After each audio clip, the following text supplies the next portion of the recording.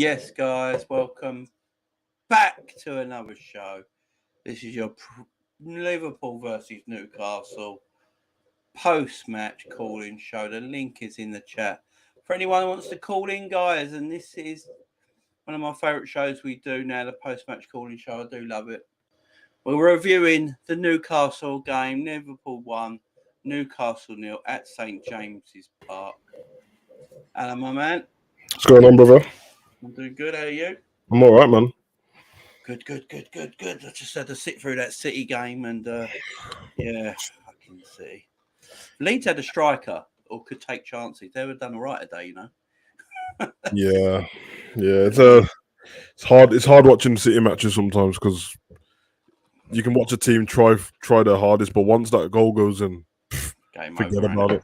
Yeah, game over. No, Leeds put up a fight. At least Leeds didn't just sit there and let City do what they wanted to, and they had to go. What was all the paper throwing about? I never got that. Oh, that's just Leeds fans for you. I think they were holding up. They had like the Ukraine like papers and stuff at the beginning, and then they just started to throw it. Then every time Grealish got the ball, they're just throwing paper at him. Oh dear. So all the respect went out the window since the game started. Yeah, to be fair, shout out to Grealish, man. He took it lightly, but he was laughing. Yeah, they laugh. They're like, I mean, they were falling up. You can laugh. Yeah. But no, Grealish, he's a bit of a. Well, I think we was calling him a pampered pet on the channel. So yeah, that was. So how you been, though, fella? I've been all right, man. Been all right. Good day. Nice early kickoff. Got the victory early. We played well on that, and man. The City game was just what it was, and I was gonna watch it either way, but I think when you take the emotion out of being a Liverpool fan and the storyline of the season and stuff like that, it was top of the table versus 17th. So it's kind of what it is, isn't it? Exactly. Yeah, especially when you look at the defeats that City's had this season. Of course, everyone's going to try and paint a narrative of who they'll drop points again, and of course we are. That's why we're football fans, and we want to dream that they're going to drop points and stuff. But they've lost 2 games to Spurs and 1 to Crystal Palace, and that's it. And we've lost to Leicester and West Ham. That's it all season. So yeah, I mean the likelihood is a draw at some point. But like I said, man, if it doesn't happen and stuff like that, I'll be proud of the boys. We've because we weren't playing good football a couple of months ago when we were getting the victories. And over the last 2 months, we've been playing really good football and getting the victories now. And there's not much more you can do. Doing Pep Guardiola's set this standard where like we can't even drop a few points and win a league anymore. Like flipping hell! Like give us a break, Pep, man. Jeez, when's he gonna leave, bro? Yeah, I know. Well, he's got a year left on his deal and he hasn't said anything yet. So yeah, I think he'll leave. To be honest, especially if he wins the league this season, or if he wins the Champions League, which I know that's the one he's hoping for. I reckon he'll be off, but who knows, man? Might be him done. John Conway in the house. Gary, Niall. Yeah, it's my 3rd video of the day. Yeah, man, you've been grafting, bro. Statman in there, hi Jay and mate, and evening chat. Just thought I'd say hi. Going out shortly. But they have a toe Man City, and I still think they'll slip up. They have the harder game. I mean, it's gotta be. It's gotta be. City is what it is. I mean, it's gotta go to the last day of the season, ain't it? They got Villa, we got Wolves. Yeah, I was more worried about the flipping goal difference. They just kept racking up goals in this game, and that's one. The goal difference is 1 goal now. 1 goal. The thing is, these 2 teams are taking football to a different level never seen before. That's what's happening. Well, I mean, I've never lived in an era where a draw is like a loss. It's never been like this. It's crazy. I mean, we've only lost 2 games in the league. I think they've lost 3, is it? Yeah. And we've drawn 7. They've drawn 5 or 4. It's just that you can't draw games. Draws are losses now. It's madness, and obviously when the season's finished, we'll look back on the season and see where things went wrong or right. But look, we're still in a lot to play for. We can still end up with 3 trophies yet this season. This ain't a. Oh yeah, of course. I mean, it's an amazing season still. I mean, I'm still pretty confident of 2 weeks' time. I'm still pretty confident of the Prem, to be honest. It's just, I mean, it's not in our hands, but I'm pretty confident of it. So we'll see what happens, man. Yeah, exactly. I mean, anything can happen. Of course, anything can happen. We just don't know in this game. I mean, look, they got I think they ain't got. I think they got West Ham. West Ham might be a difficult game, but that is it. Well, they got Newcastle yet next week. Yeah, Newcastle. Newcastle played well And today. yeah, to be fair, the Newcastle style they'll probably play better against Man City than they did against us. To be honest, I think they messed up a little bit today. But to be fair, they didn't know what our team lineup was going to be, so I'm pretty sure Eddie Howe prepared for a certain team, and obviously he didn't play against it. But then what I say about the Man City West Ham game, I don't know if they'll end up rescheduling the game and stuff like that, because I know it's a few days before the Europa League final. Yes. Yes. And depending on if West Ham get through or not, if West Ham get through to the final, then we might as well forget that West Ham Man City game, because they're going to rest the whole team. They rested most of the team last week, and they only lost 1-0 to Chelsea. They had Bowen and Antonio and stuff on the bench. But if they get to the final, it's the biggest game in their history. So I'm pretty sure they'll rest everyone in that as well. But then again, Man City as well if they get to the final of the Champions League, they'll be resting people. So we'll see what happens then. It's a crazy one. I mean, these Champions League games midweek, I think if City played a bit like they did the day against Leeds, I think they'll get hurt against Real Madrid, because I watched that. Obviously, I did a watch along for that game. I was watching it, and it's like that first half, Leeds created a lot of chances for themselves. They just can't. They got no one to finish off things at Leeds. They can't. They're very good on the eye, Leeds, till they get to the final third, and then it all collapses. They just don't know how to finish games off. They play hectic football, Leeds. They play how Liverpool did Klopp's first season and a half. They just run riot, but then they don't slow down once they get to the final third. And they start sending in, like, I've seen it a few times today. Like, Rafinha had a bit of a stinker, to be honest, but I've seen a few times today that they'll get to the final third. The person would play the through ball, and it's like he's not even looking where his player's running. He just play it. But to be fair, Diaz, Laporte, and Ake, yeah, they were on job today. They were celebrating tackles and stuff like it was a goal. So it didn't look like anything was going to get through them after that. But you are right, Leeds in the first half. They can do that to anyone though, Leeds. I hate playing against them. They'll rush you until you start making mistakes, and if you can't hold out like Man City did, you can end up like 2-0 down, and then you'd have to do a comeback or just lose the game. But I like their manager, man. He's good, man. Yeah, Jesse Marsh. He plays. I like the way he plays. I mean, he was a coach when we played Salzburg, weren't he? And he's got an exciting way of playing football. And I wouldn't be surprised if Minamino goes to Leeds in the summer. I wouldn't be surprised, because I think Rafinha looks like he's leaving. I don't know if Minamino's got the legs for Leeds, bro. No, but Marsh used him at Salzburg well, didn't he? Knows the player. I'm just wondering. Salzburg I thought he was the yeah. Oh, yeah, you're right. Why did I think it was the Leipzig manager? Yeah, Marsh was a Salzburg manager. I remember them losing. I remember him playing against I remember the Man City game, and then he got sacked the game after. That's it. But he's good, man. At the moment, they're still playing a bit of Bielsa ball, a little bit the way they're like kick and rush and stuff. But once he gets a pre-season with them, I'm sure they'll be all right. If they should stay up now, because obviously Burnley won again today. Yeah, Everton. Jesus, Everton are in big trouble. Should be funny, and if Chelsea beat Everton tomorrow, sink Lampard. Oh, if Chelsea win tomorrow, it could be done. That's 4 points. Yeah, I don't. I feel like they're going down. To be honest, I think they don't look like they've got any fight in them. And Chelsea's been trash, but they're not Everton trash. So no, it's like oh my god! Evertonians, you're gone. I got no sympathy for them at all, man. I see loads of people talking about, "Oh, are you a Liverpool fan? Don't you want the rivalry?" I don't care. Get rid of them. We'll play him in the FA Cup or the League Cup or something. It'll probably be more feisty, to be honest. But at the moment, they're just taking up space in the Premier. Like, let's be honest, man. They're do you remember back in the early 2000s stuff when Middlesbrough and Charlton and Fulham started to play terrible, and they're just taking up space in the Prem? Just get out, man. Just get out. Just taking up space.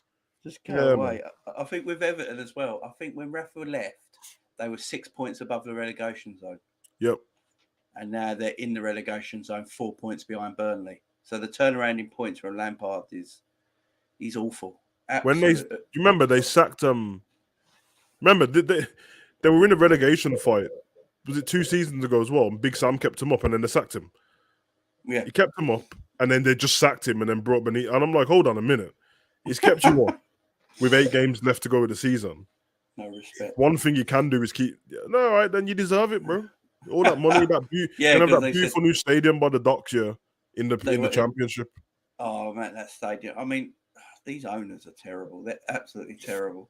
Let's build a world-class stadium, but have a championship-level squad. Yeah, that makes sense. Yeah. Worst fans ever. They need taken down a peg. Yeah, I mean, also some of the scenes you saw in Liverpool over the Merseyside derby as well was really bad.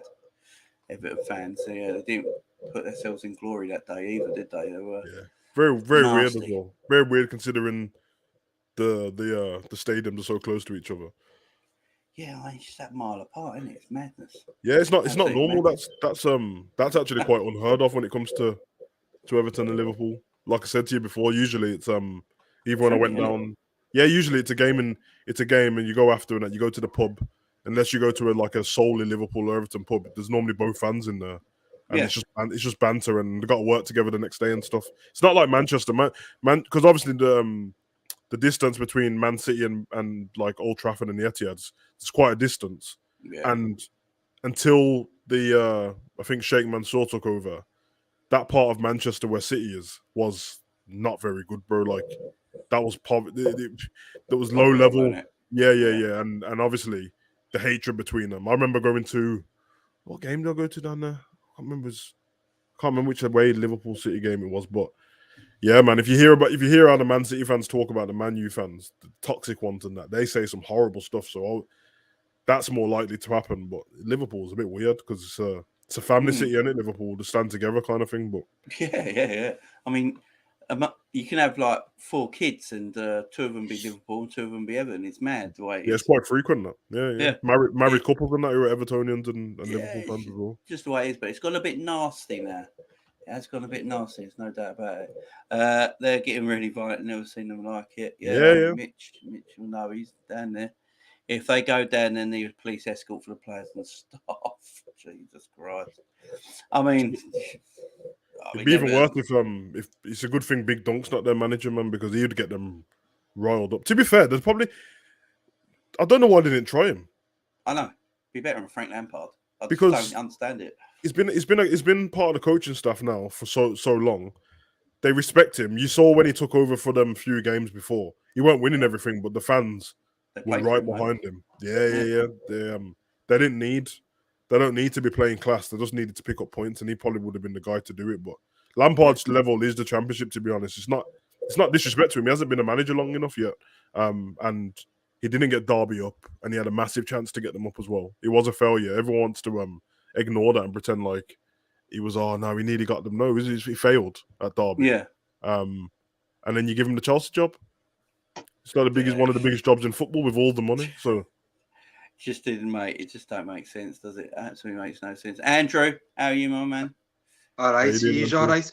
You're right, Andrew. We're good, man. We're good. So you're down there. Do you know what? It's so annoying. It's so annoying, this title race. It's so annoying. Oh no, I'm sick of seeing. It's like a game of like who's gonna like crack first. Yeah. It is. It seems like that. And I've said it for a while now. I could just see both teams winning their games. I could just see both teams, and it'd be the same as last, 18-19 season. Yeah. I could just see that scenario. But I think we won the Champions League in that season as well. So, yeah. It just feels like that season again, doesn't it? It does. It feels just like that. Exactly the same. And, but we got an FA Cup final in 2 weeks. I'm looking forward to that as well. I can't wait for that. Yeah, that's going to be excellent because Chelsea, they're horrible playing finals. They're one of the teams you don't actually want to play in a final, Chelsea, just because of the way they play. Yeah. But they look tired. What I've seen with Chelsea lately, they look tired, and their squad is thin, man. I know it's not. They're in a weird situation, Chelsea, isn't it? Because they've got players who are already announcing going to other teams before the season's over, which is not that don't normally happen unless someone's retiring, but. Christensen's going. Rudiger's pretty much said he's already. I heard Tuchel talking about it that he's leaving. Yeah. So it's a bit of a weird. And then Lukaku looks like that's not going to work out. Yeah, I don't know, man. But Chelsea's a weird one because I'm really confident about beating them. The League Cup game, let's be honest, they were probably the better team. They had chances to put us away. They had loads of chances to put us away. And we weren't that great, but our football probably picked up from that weekend up until now. We've got better and better. I think we're playing the best football in the Prem altogether, to be honest. So by a mile. Yeah, we're a different beast. We're in the League Cup final. Our performances are picked way up. Yeah, but yeah, it's funny with you say Lukaku. Apparently, AC Milan rather have Origi over Lukaku, which tells you all right there, don't it? I mean, Lukaku, and he's just had that 97 million. I mean, even Man United fans try to warn him, don't buy him. He's the same player. It's just that no one watched him in Italy and just saw his stats. So everyone's like, oh my God, he got so many goals in Italy. He must be amazing again. And Lukaku, you can't. He's not the kind of player you can buy unless you're going to shape your team around him. At Inter they did. They kind of made him the focal point, made him feel important. Sorry about that noise. By the way, there's a helicopter going around by man for some reason. I don't know why. They're looking for Lampard. Looking for Frank. Yeah, exactly, mate. Looking for fucking Lampard. Looking for Frank.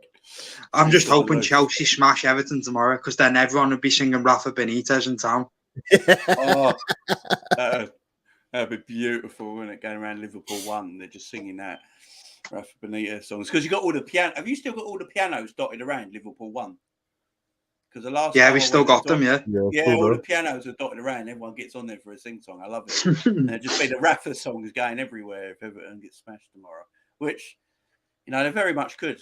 Very much could. And then I think Everton have got Watford after that, Palace, and then Brentford, I think. So it's them 3 games for Everton. But Burnley, my word, Burnley. They got rid of Sean Dyche and they realised that they can play football. Yeah. I love it. Sean Dyche just holding them back. The funniest thing is they got rid of Dyche, but he wasn't losing all the games anyway. They were actually picking up victories. Yeah, exactly. Crazy. What's the cereal with Hugo's background? That's Bootios. Oh yeah. Yeah, it's wrestling. Yeah. But it's actually the collector's one, and it's action figures inside.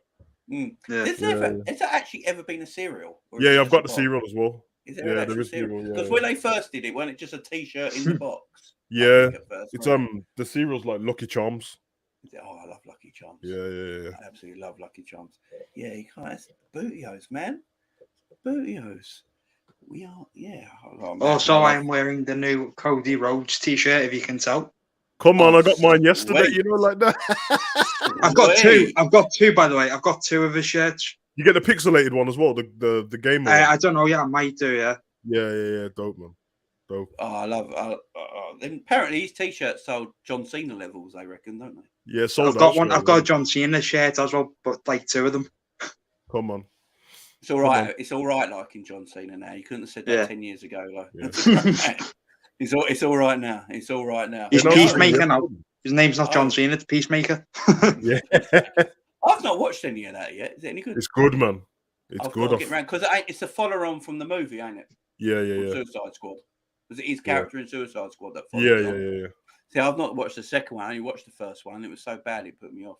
Speaking of wrestling, they announced the thingy yesterday, didn't they? The pay-per-view. The one in Wales. The name of it. Castle, ain't it?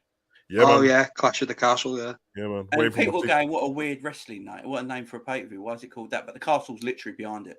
Yeah, I think it's all right. I think it's all right, man. It's in Wales, bro. The only thing that worries me, it just makes me think that McIntyre's going to win a flipping title there or something with a sword in his hand or some flipping. Anyway, enough of that, bro. But yeah, get my ticket soon, man. Oh, shit. You going to it? Yeah. I got to represent on it, like that. Sweet. Yeah. Sorry, lads, I haven't watched wrestling since the Attitude Era. That's right, not a lot of people have. Not a little people have, to be fair. They did tune out. Look, his next comment. Took a picture of John Cena, but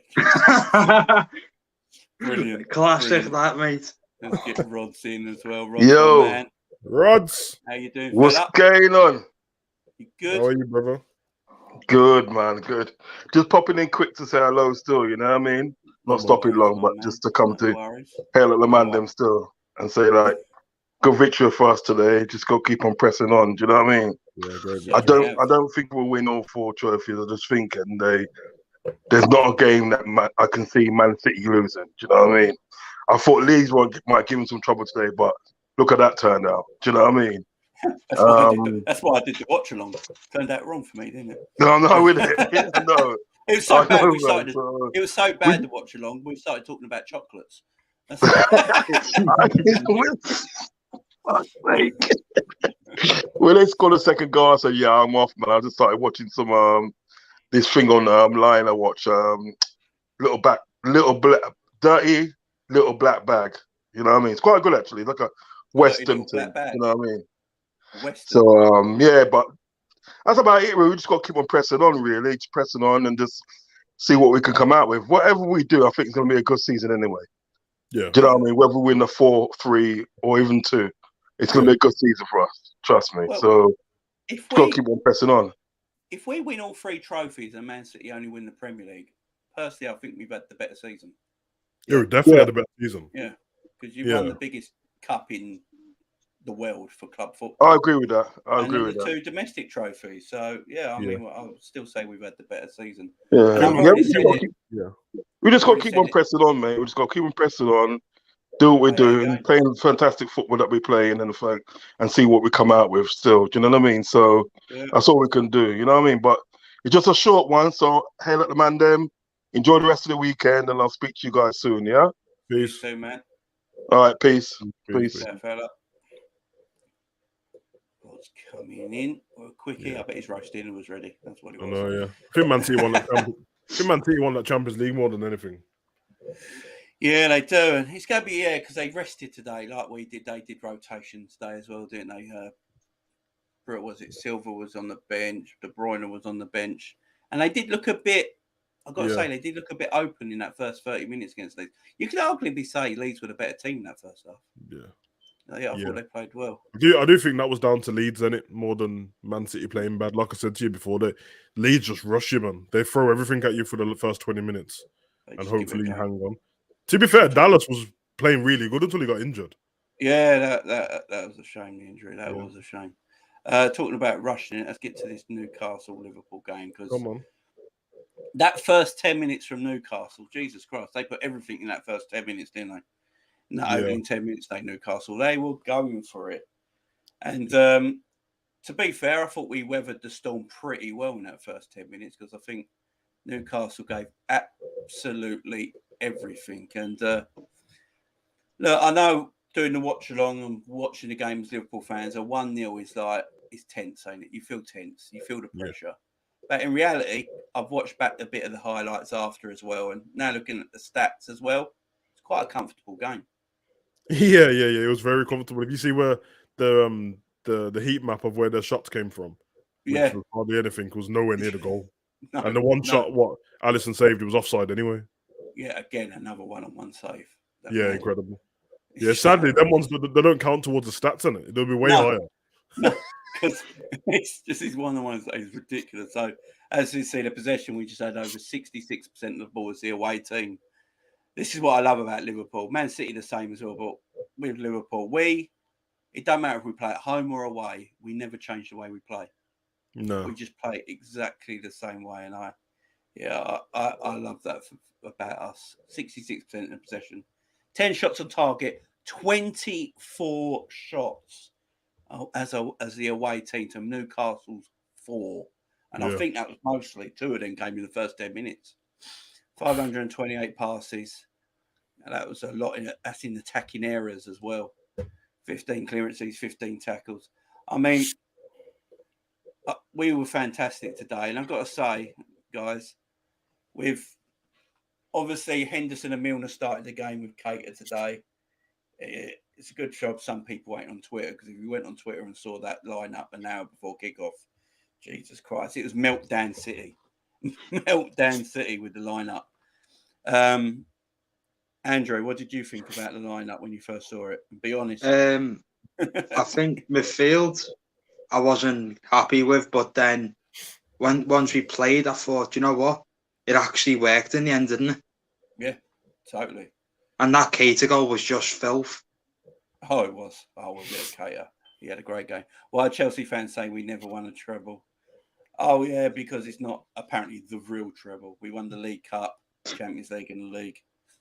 I mean, it's free cups, isn't it? Literally the definition of the word Free treble is is free. Free is treble. It's just, oh, you can't have it. You can't win everything. If we win 2, I'll be happy. Anything else is a bonus. I really want number 7 though. Yeah, I mean number 7 is just. They ran like headless chickens for 5 minutes and realised we wasn't tiring. Then they thought, "Fuck this." That's Newcastle, wasn't it? Yeah. Nutshell Savage, wasn't it today? Savage, what was your feelings when you first saw the lineup today?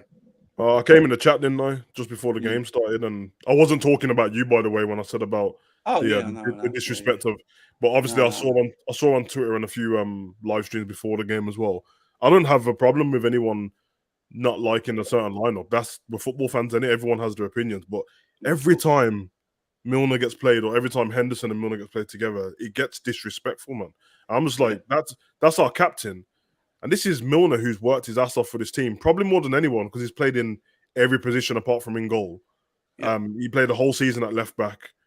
Like, so for me, I wasn't worried about the team at all. I knew that I knew how Eddie Howe was going to start the game. I kind of said that to you earlier on, and we needed workhorses in the midfield, and it made sense. It made sense with Gomez playing. It means Henderson could actually do his midfield job instead of trying to cover Trent's spot. And you could tell the difference straight away. I said to you, didn't I, that I think where Eddie Howe went wrong, well, not where he went wrong, because he wouldn't have known our lineup until 15 minutes before. They definitely prepared this game for Trent to be playing on the right back. Definitely. And because there's like, okay, we're going to throw St. Maximin down there. We're going to go with all the speed. And then they saw Gomez and then realised that it's not about the defending. It's the fact that Trent vacates that spot to go forward, and then Hendo comes across to cover him. And Gomez doesn't do that. He only vacates that spot when he really believes he's got a chance. And it meant that you saw the halftime highlights of St. Maximin just getting mad because Gomez was there the whole time.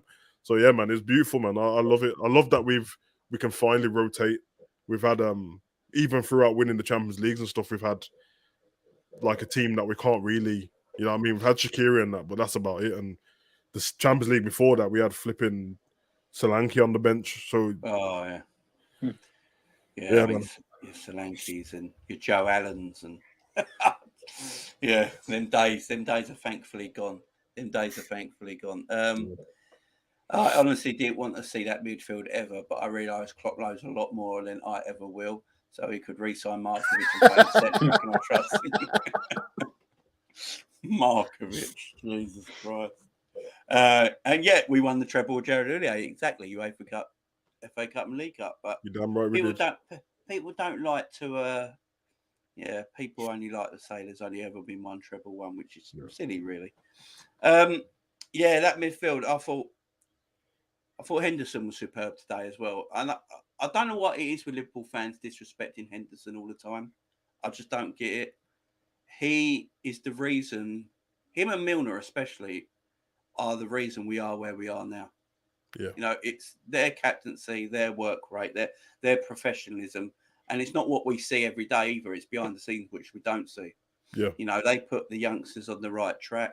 I mean, you see Milner at youth games. You know, they're at the core of everything we've won. Yeah. And it's like, all right, we don't need them no more, so let's get fresh blood in. I just find it so disrespectful. And we saw today Henderson, that everyone said this was going to be a difficult game. And on the face of it, it was a quite comfortable day today. And Henderson in the 6, I think it suits him, that position, when Fabinho ain't playing. Yeah, me too. I really like him in the 6. And, you know, as you say, because Gomez played today and that threw him off a little bit, he didn't have to cover that position because he weren't vacating his position, which helped him a lot today in that midfield area. But, yeah, I've got to say, when I first saw it, I was like, because I literally woke up at 11:30 today. I was a lazy bastard. I literally woke up at 11:30 today. And I saw I went on Twitter straight away. I saw the score. I saw the team sheet. I was like, rubbing my eyes like, no, not too much rotation, because I don't mind Milner. My problem with Milner and Henderson starting, I just thought it might be a bit too much rotation. But it worked out perfectly fine. And fuck me, Milner. He's almost 37. His pressing today was unreal. He's unreal, man. Unreal off the ball. I mean, there was one time I think he pressed from the halfway line, forced them all the way back to the goalkeeper. Yeah, he wouldn't stop running. That was hilarious. This man is just different, and he's just. And this is why today is what I realised why Jurgen Klopp himself wants James Milner to sign an extra year onto his contract. Yeah. For these reasons, Milner knows his value to the team. He knows he might only play 7 or 8 games a season, but them 7 or 8 games are very vital, especially when you come to where we are in the season now. You know, he got the rest for Fabinho and Thiago, give them good rest, and then brought Milner into the team, and he weren't let down at all, was he, Andrew? Wasn't let down. No, I thought the thing about Milner is he never stops running. He's like the engine in the midfield when he gets his games. Superb. I mean, Mitchell was asking me 30, today, like how old? Like 37, 36 years old, and he's unbelievable. 37. Yeah, he's putting in a rate, ain't he? It's like he's just an athlete. He's a proper athlete. He looks after himself. He eats right. He drinks right. Yeah. You know, we all know he loves Ribena. The man just looks after himself properly, and you know, we can all learn things from that. I mean, I don't look after myself at all. I mean, I look young for my age, but my body's about 90 years old. You know what I mean? I've run my body ragged, and I wish I kept myself clean like Jimmy Milner did, and same with Jordan Henderson as well. And they can stay at the club as long as they want, so as far as I'm concerned. Especially Hendo. I think Milner will do it. I wouldn't be surprised if Milner extends to a year. Then Hendo takes the Milner spot. That's what it'll be. I think fresh legs in, and you keep it rotating like that, and it's absolutely perfect. Yeah. Naby Keita, guys. Naby Keita. Savage, are we starting to see the real Naby Keita now at Liverpool? I think there's still more to come. I think said it to you at half time, didn't I? Naby needs to believe in himself more than anything. I don't think the talent's questionable anymore. We see it. But for some reason, man, sometimes he plays within himself, and when he does that, he has terrible games because he pulls out of tackles. He doesn't like carry the ball very well, but you can see it's a boost of confidence in him if he has a good shot or makes a good pass. And then all of a sudden he just burst into life, and he was proper today. He was proper today. He was he played like, I don't know. He had the Naby, the original Naby ball carrying skills, but then it was nabbing the ball off people like Kante would. Yeah. And I was impressed with him, man. He was good. He was good. No, I enjoyed his performance. Yeah, I think you're right. Remember, like where he came from, and that the league is completely different. It's not as physical in it, so it's a bit of a shock to the system. It's like playing on AstroTurf with your mates, and then you play men's Sunday league football, and they just start crunching you. It does shoot you up a little bit. I went through that myself. I remember I played in academy football before Sunday league, which is kind of crazy. So when I got to play with grown men at Sunday league, I was like, Jesus Christ, this is horrible. You're horrible, bro. It's going to kill me. And you have to just man up and go through it. Yeah. So I think this preseason with him and him staying fit, I think the next season we'll see an even better Naby Keita, to be honest. And yeah, man. Well, shout out to him anyway. He's obviously made himself better because he was falling apart at the beginning of the season. He was getting off planes injured and stuff. Like literally, do you remember that? He literally injured. He was injured on the plane. Yeah, like I don't know, the air stewardess stood on his foot or something like that, but he came off the plane injured. So yeah, man. The man kicked. What was it? The game where he kicked grass and got injured. Yeah. I mean, to be honest, bro, mentally, it might just be the fact that, and I know that, like, because not the proper fans, but the reactionary fans who are just like here for only a good time and don't want to back us, they will forget that we were all lauding Curtis Jones last season when our team was falling apart in the beginning of this season, and him and Elliot was starting over Naby. If you're Naby and you see that, that's got to boost you, innit? You got to be like, listen, I can't have this Harvey Elliott guy get injured, come back, and then play ahead of me. And then you've seen, innit? Elliott's not playing in the years, and Curtis ain't playing in the years, so... Yeah, exactly. And you're right with that, because I look at Naby and I think the man's got so much talent. Yeah. And like you say, I don't think he thinks he doesn't know he's this talented. Yeah. Because as you say, when he does something that's beautiful, brilliant, he's like, oh, okay, I can do this. Yeah. You literally see it flicking his head. He's like, I can do this. And he goes on, mum. But his goal today, Andrew. His goal today, my man. That was a well taken goal, wasn't it? It was lovely. Yeah. I think he done brilliant today. Obviously, like Hugo just said, I think he's probably seen, like, obviously with Ellie and Jones getting this playing ahead of him the start of the season, and he's probably thought, I need to get back into shape and try and like impress the manager and train. And then obviously that's when Klopp started to see how good he was in training, and that's why he started him again every game this season. Yeah.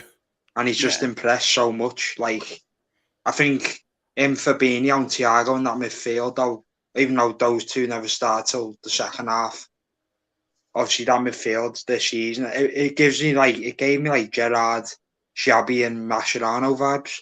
Yeah. Good shout. Good shout. Man. Good shout. But like the thing with Naby as well, he hasn't actually been that injured this season. No. He's actually been fit. There's been times where Klopp's just not picked him, but he hasn't actually been injured. So that's good going forward into next season, because if we can have a Naby Keita, that's playing like this and stays fit, we got a heck of a player in our hands. Yeah. And a heck of an advantage for us, especially if we get rumours of players coming in and all that, which is, if they come in, them certain players that join that lineup, we've got a heck of a team. Yeah. He needs to just not live in his own mind, doesn't it, Naby? Like, yeah, exactly. I think a lot of players, if you have a bad game, you kind of like, the game's done now, move on with it. But for Naby, when he's had bad games in the past, it's just knocked him for 6, and then the next few games, like when he had that Real Madrid game last season, he got brought off. Yeah, he got brought off. But then when he played again, he was not good, and he just carried on. I see a lot of similarities between him and Taki, to be honest, where it's like they don't believe in their ability, and obviously the small guys as well. And you're playing against flipping giants, Dan Burns and Chris Wood and these dons, and Joe Linton's double the size of you and trying to kick you around. I get it, man. But Naby, for his international team, he's a savage, bro. So yeah. Speaking of Joe Linton, when did he beast up? He got bigger. When did that? I saw him today, and I was like, Jesus Christ, bro. Yeah, he looks about 230 now, don't he? Hey man, it's them Saudi steroids, bro. They got straight into him, didn't they? Mate, they went from being 17th at Christmas to 9th in the table, and they didn't buy that many players. One of the players they didn't buy, Trippier's injured, so it's got to be steroids, bro. That's the only answer for it, bro. I'm not joking. Joe Linton's next to see the nurse. Listen, it kind of scares me, man. Newcastle's a bit like, they've got to 9th with an average team still. Yeah. Let's be honest, most of the teams all right, and they're okay. Yeah. The last time I saw a team do this was Leicester. Leicester finished that season there was in the relegation zone, and then they went on an unbeaten run of 8. Then they started the next season and started winning. Then they won the league on the same season. So yeah. Keep that Saudi money away from me. Well, once they came off the shit, everything went down. Yeah. Yeah. It's like, remember that they had in Cambiato. Have your flu shot.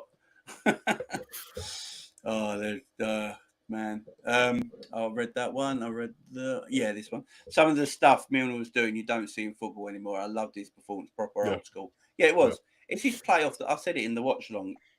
Not a lot of people give footballers credit of what they do off the ball. It's not what you just do on the ball, it's what you do off the ball. And what Milner and Henderson did today, I mean, Henderson was cutting out a lot of the passing lanes today, so they couldn't get past him and couldn't find players in front of him. Yeah. And then Milner's pressing today was ridiculous. Absolutely ridiculous. Made his debut 20 years ago. Bloody hell. Jesus Christ. Bro, him and Wayne Rooney are the same age, but look at them. Oh, Milner, Rooney looks like a 50-year-old alcoholic, doesn't he? He looks terrible. That's ridiculous. That's terrible. Ridiculous that they're the same age, bro. Oh, man. Yeah, I mean, Rooney looks like a fat Vince McMahon, doesn't he? Credit to Milner and Hendo. They have been vital to our team. Yeah, certainly have. We need players like Milner and Hendo. They keep us ticking. Exactly. Question for the panel. Does Carvalho, Jones, Morton, Taki, Elliott fit into the team? Morton. No. Carvalho, definitely. I think he's been fantastic in that championship with Fulham. Yeah, Carvalho, Morton's got to go on loan. I think Curtis Jones will go on loan next season. Yeah, maybe both of them. Morton's too small, and he needs Yeah, to bulk up a little bit. I saw a moth knock Morton off the ball. Embarrassing. Yeah, good player though. He's Good on the good ball. player. He's just not got the body strength. He's tight. Yeah. He's one of them 18-year-old kids who actually look younger than their actual age. Don't you get someone like Harvey Elliott looked older than 16 when he started playing football. You know, Morton looks. He's got a real small body, ain't he? He's got a very slight frame, and I think he would. He's too good for the under-23s. So what he needs to do is go to the championship. Yeah, play men's football for a year, like Harvey did. Helps you out massively. Elliot ain't going nowhere. He'll be he come back off that injury and he's not had time to. He needs a pre-season. Yeah, he'll be in and out of the team next season, playing quite a lot of football, I think. Yeah. Taki, keep him, man. I would keep Taki because I think you need them players if you want to go far and cut. Look, we got a League Cup final because of Taki Minamino. Let's get it right. I mean, his goals were very important. And then Klopp was like, thanks for getting us to the final, but you're never making the pitch. that was beautiful. And but you need players like that. You need fringe players that are going to come in and help you. Man United used to do it all the time in the 2000s. They used to do it. The Kagwas of this world and players like that. They came in when you did expect it and they did a job, and that's why they won trophies. You need these players, and if he's just a fringe player next season and he's happy with that, keep him. I think with people like Taki, it's probably more down to himself and of where he sees his career going. Because exactly. If he's not happy being on the bench, then let him go. We're going to get more than 7 million back from him anyway, and he's been good for us, man. Everyone likes him, but if he wants to stay, look at this season. We're in all 4 cup competitions. We've won 1. We're in the last 3 still. And I'm telling them early cup games, the third round of the FA Cup onwards and the League Cup onwards, he should be playing in all of them games, along with Elliott, along with Jones. Next season, probably Hendo and Milner will fit into more of them games as well for the and then Gomez. I think we're not used to having this rotation, and so now we're just trying to get rid of the players because we're thinking we got too many. But realistically, all the teams throughout history have had a team where remember back in the day where teams were changing like 10 players for a cup game, and they were still like decent enough. Well, we've got that now. We've got that probably better than anyone else in the Prem, to be honest. Yeah, if you're playing like a League Cup game, you got a second or third round, you're putting people out like Taki, Elliott, Carvalho might play in games, Gomez, Endo, these sort of players, and I mean, we've got so many attackers you could play anyone. I mean, we just got such a big squad now. Kelleher in goal, what a great number 2 he is. That's a great cup team. It's NXT performance center, bro. Yeah, exactly. So if he wants to stay, there's plenty of games he can play next season. There's no doubt about that. Yeah, I think Ox is the one who's going to be gone. Yeah. I mean, Ox is. The thing is, look at Minamino. He doesn't play much. When he plays, he's got a smile on his face. Yeah. Same with Origi. Ox just moans. Yeah, I think I don't know if it's. He looks miserable on the bench and stuff, Ox, and then the last few games he's not even travelled. But I think it's half. He's got to take responsibility for himself as well, and then the other half is probably he's mad at himself and because he had a chance when African Cup of Nations was on, and he played pretty good, to be honest. But then he just doesn't put the work in after that. And I told you already, bro, his missus is the better performer, bro. So Ox has been nice, man, but it's all it is, bro.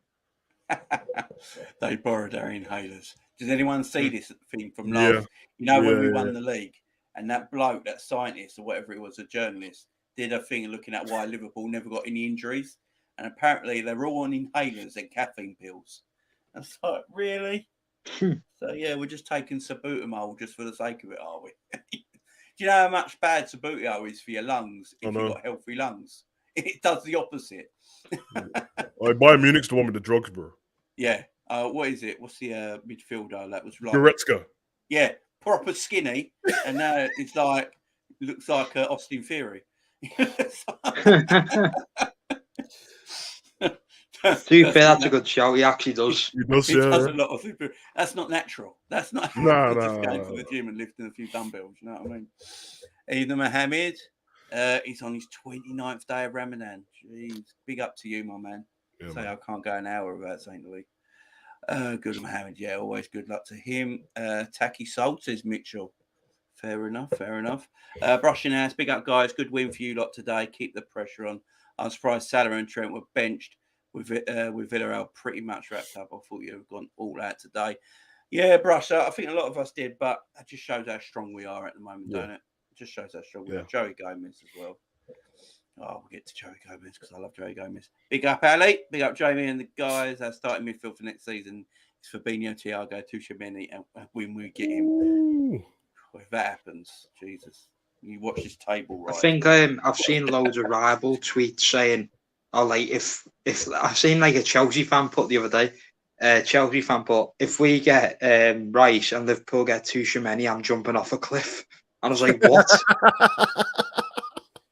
I was like, "Are you serious? Yeah, you're gonna like do that over one player who wants to join a better club?" I mean, Declan Rice is a baller, man. He's a good player. I thought he should have been runner-up of Player of the Year, not De Bruyne, because De Bruyne only really started at Christmas, didn't he? Before they went missing, but yeah, Declan Rice has been doing it since August, and he's the reason West Ham are where they are. I mean, he's a tremendous footballer. I thought he's been unlucky not getting runner-up and getting third. I don't think. I know a lot of people saying he won't even top 5. I'm thinking, no, definitely top 5. I think if Chelsea signed him, they'll play him at centre back, bro. You reckon? Yeah. You can play there, isn't it? And you can play a centre back. He's almost become box to box now, ain't he? He's a very good midfielder. Yeah. I like Declan Rice. I've got a lot of time for Declan Rice. He's nowhere near Steven Gerrard, though. So can we stop that comparison first of all? Jesus Christ, they love to compare them, though. Mate, it's just literally the nationality and the playing midfield, and all of a sudden, well, he's Irish as well, so he's yeah. I know he actually played for Ireland, didn't it? Yeah, and changed his allegiance. And Grealish did that as well, man. Yeah, and Grealish. I mean, I think Grealish has got, is it Irish grandparents or an Irish dad? Yeah. Like that. Yeah. But the man's a Brummie, ain't he? I mean, he's Brummie through and through. Jamie, our future is looking bright. It certainly is. Yeah, our future looks incredible. And one of our future, because we all forget how young he still is. Joey G. Joey Gomez. Matt, what a player he is. Love that guy, man. Have we all forgotten? I think some of us in the fan base, some of us maybe. I mean, I hadn't always remember, but I think a lot of people have forgotten how good of a footballer Joey Gomez is.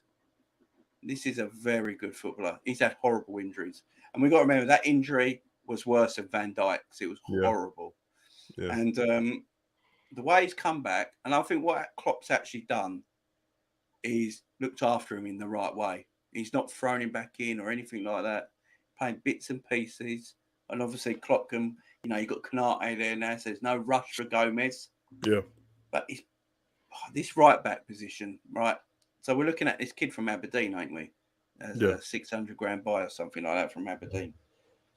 The way I look at it at the moment, do we need to? And can Trent just, when he's not needing to play, Gomez can cover there? Because the centre-back positions, you've got to feel Konate might be the starter next season with Van Dijk. Then you've got Matip there. Yeah. If Gomez is going to get any time, is it the right-back situation next season, Savage? I think the only thing I can think of is that behind the scenes, Gomez is the one saying that I don't want to be a right back because it makes complete sense for us fans, and we can all see that he's the perfect replacement. Let's be honest. If Trent wasn't that great going forward, you'd probably play Gomez at right back. There's not a drop off in defensive. In fact, it's an improvement, but Trent's like world class going forward. So then it's kind of telling Gomez, listen, we're going to change your position and you're going to be back up. Yeah. And at the age he is and he's getting his fitness back and stuff, he's probably just thinking, listen, I want to play in my position. I want to be the head of a team, which he could be because he could play for any, barring probably Man City, any other, barring Man City, he can play in any centre back, any other team. 100%. He could be Arsenal's. He could be Arsenal's captain. He's better. He really he's could. Better than Ben White. Arsenal, Wolves, Everton. Not Everton, obviously. Crystal Palace. Like he can play for any of these teams and stuff like that. I want to keep him, obviously, for selfish reasons because we just love him at the club, innit? But the fact that these rumors are out about looking at this kid, this Aberdeen kid, and Nico's loan deal finishes, and let's probably sell Nico back to Fulham, innit? I'm guessing. Yeah, I think that's going to happen. But Nico's is Big actually up not as bad Tariq. as everyone thinks as well. It's pretty good, man. But I don't know, man. But Gomez played great today. I know that much, and he's played good in every game he's played this season. So, Oh no, I think Gomez has been fine. Tariq talks. Big up Tariq. Hope you're doing well, my man. Andrew, what do you like about Gomez's performance today? I thought he was fantastic. Like, He obviously, is. he's been performing the Brummie. last few games since he's played. Like, even in the cup games that he's played in, he's been fantastic. Yeah, he's been. And he looks like that signing from 2015 again. From when we signed him from Charlton, he looks like that same signing again. Yeah. yeah, Totally. And when we bought him from Charlton, he played left back, if I remember rightly, to get into the team. Yeah, but yeah, T, he's a local to you, my friend. He is definitely. Oh, it's T from these sides. T's a Brummie as well. Yeah. Come on. He's a big Arsenal fan. But Tariq Talks, good YouTube show, good YouTube channel. Does good stuff over there, Tariq. Good man he is. Nice fella. Yeah, Joey Gomez was I think I read it. Yeah, go, yeah. Joe Alexander-Arnold, that is our new JAA. Yeah, I mean, Trent. Look, Gomez he's not going to give you what Trent does going forward because that's almost impossible. You know, you're not going to find that, but he's not shit going forward at the same time. No, it's good. He's very decent. I mean, the pass he played today to Mane when he got into the top bar line, got into the box and cut it back for Mane where Mane just put it wide, he should have scored. That was a fantastic ball. I mean, he's got good delivery. He's got good pace. As I say, he's an athlete. Joe Gomez is a proper athlete. And for all the injuries he's had, he looks as quick as ever, which is a testament to his recovery and his training. So, yeah, I think Gomez the next season could be that backup right back, which should save us a few quid, which, you know, we all know we like doing. And if we don't have to buy a right back next season, Gomez is happy to do that next season. Yeah, keep him happy, and I'd love him to stay, man. There's no drop off. Yeah, I don't want him going anywhere. And then we got two good fullback areas. You got obviously Tsimikas and Robbo, where the drop off is hardly anything. Yeah. And then Trent and Gomez, and then you got Matip, Konate, and Van Dijk in the centre back areas. For me, that's perfect. That's perfect, guys. And Robbo a day. Did you see the Robbo thing with Klopp on the touchline? Yeah. With Virgil when he said it was just a scratch. Yeah. And then he was like, "Get in here, fucking Robbo," like that. It was hilarious. Robbo, my word, this player. What a guy, man. One of the best signings in Liverpool's history. It might be a weird thing to say, and people go, "Robbo, really?" No, he is. Think where he came from. Think where he came from. He was basically a free transfer because it was part of the Kevin Stewart transfer. And Hull at the time thought they were getting a better deal. Yeah, they did. And so less than 8 million for a player who's probably at this moment in time the best left back in European football. He is, and he has been for the last 3-4 seasons, man. So he's just incredible. His intensity, his stamina, and I love Tsimikas as well. I've got to give a big shout out to Tsimikas this season. Fantastic player. Their ability is not far off each other, I tell you. But what Robbo has, if you were playing a 4-hour game tomorrow, Robbo will play the whole 4 hours with the same intensity, where Tsimikas will just come down a little bit. And that's all it is. Robbo's intensity and stamina is out of this world. He goes up and down all night. His wife must love him. But yeah, he's just I love Robbo. And that tackle today, what was it, in the 90th minute? Because if he didn't get that tackle, they had a little counter attack on, didn't they? And it almost made a goal at the same time. Yeah, he slid in, kept the ball, bombed forward, ran full speed. Then he tried to cross it. He hit Jota. Then Jota took the ball, bombed forward full speed, and then one of their players took him out, and we didn't get a free kick for it. But dope, man. No, exactly. What does Robinson have to do to eclipse Ashley Cole in the Premier League as left back? He can't. Tariq said cheat on his missus multiple times.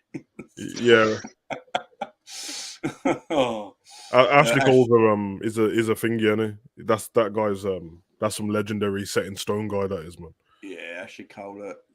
We might laugh because banter and all that. It's hard though, ain't it? Ashley Cole was probably the greatest left back in Premier League history in a way. I mean, he was just Ashley Cole, it hurts me to say because where he played, but he was a fantastic player, wasn't he? He's incredible, man.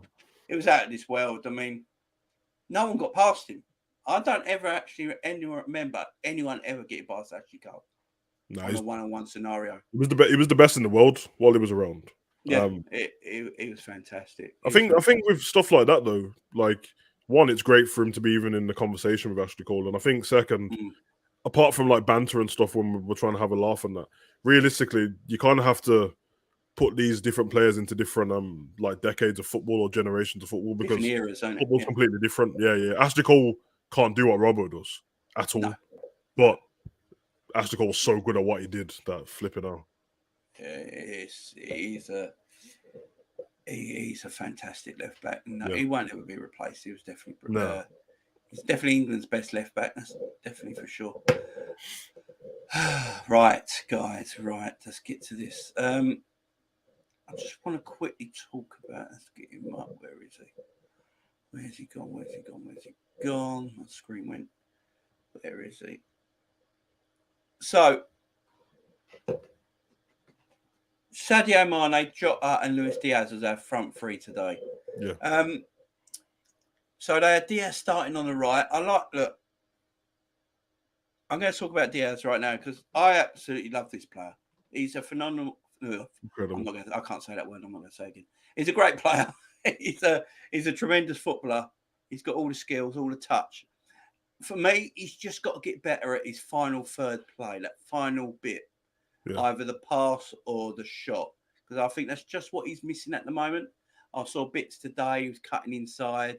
There was a bit today where he did all the hard work, took everyone on, cut back inside, and he went for the shot at the near post instead of just laying it off for Naby to get the second. I think this is in the 89th, 90th minute.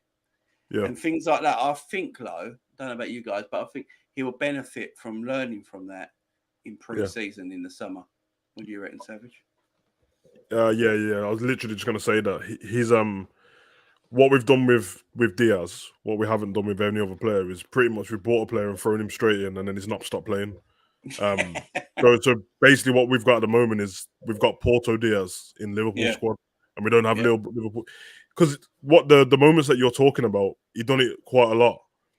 He's so much faster than everyone's thinking that he'll burst forward to the byline. No one's there yet, so then he has to do a skilled cut back in, and then he doesn't look up after that. He just shoots because he's thinking no one's caught up with him. So I saw the Naby one, the one as well when I don't know if it's the same one or a different one, the near post where he didn't get the corner, but it was an actual save. Yes, and he put in and done the guy. So it's kind of like people being on his wavelength and him trying to do the same as well. But like I said to you last week, when he gets to the pre-season, he might be our best player next season. He's so good.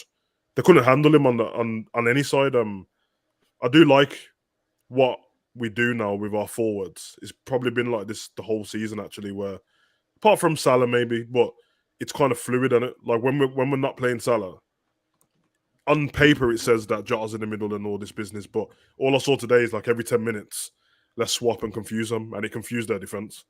Yeah. So yeah. But you are right. I agree with everything you said about Diaz. He's got everything. It's his first season. He's not even been here a whole season, and yeah, man. If you hear just listen to who rival fans are talking about. It'll always give you an indication of how good someone is, and they're petrified of him, man. Massively. Andrew, your thoughts on Diaz? He seems like he's been at the club for years. That's what it reminds you of. Like he's just fantastic, playing really well at the moment. Obviously, like you said, he's got to try and work on his final third pass or whatever you said. Yeah. I think overall, I'd probably say that Bruno Gamara has been probably Newcastle and Liverpool's best signing this season. Probably the signs of the window. Yeah, I agree. Yeah. And that's another thing. We kept Bruno very quiet today because he's been very good lately. I didn't really see him get hold of the ball at all today for Newcastle and influence his game plan. And that was down to the midfield. The midfield was just on point today. It was on point. Right, guys, let's get the player ratings. Right, obviously we always start with Alisson, guys. Alisson, Savage, what's your player rating for Alisson? 8 out of 10. Yeah, I mean, he done nothing wrong, and there's a few distributions where it was a bit like meh, and then obviously the one-on-one save, he didn't know it was offside, and it was another perfect one-on-one save. He would never stop scaring the shit out of me ever. Like it's never gonna stop. And believe me, I'm 100% like confident in him as well. It's just that he's so. There was times today where I was like, not when Maximan's there. There's a few people in the Prem, right? Foden, Maximan, and Vardy. Just stop. Don't do it. Don't do it. I know that when Kelleher plays, he'll just kick it away. Yeah. But flipping out is dope, and he as much as he scares me and stuff like that, he literally starts every attack, and we can't play the way we play without him playing like that. So, yeah, 8 out of 10. And listen, the 8 out of 10 is literally just because our defense was so good. Really. Yeah. That's it. Literally that.